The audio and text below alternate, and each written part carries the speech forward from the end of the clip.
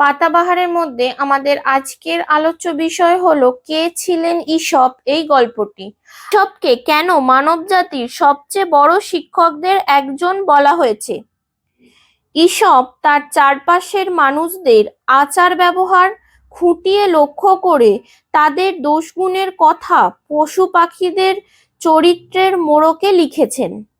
তাতে হাস্যরসের পাশাপাশি আছে উপদেশ ও নৈতিক শিক্ষা প্রদান।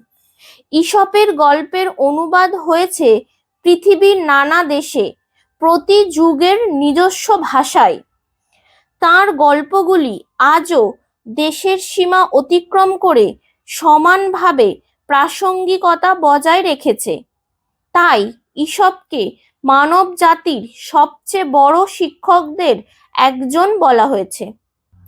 ঈশপের রচনাগুলি নীতি গল্প।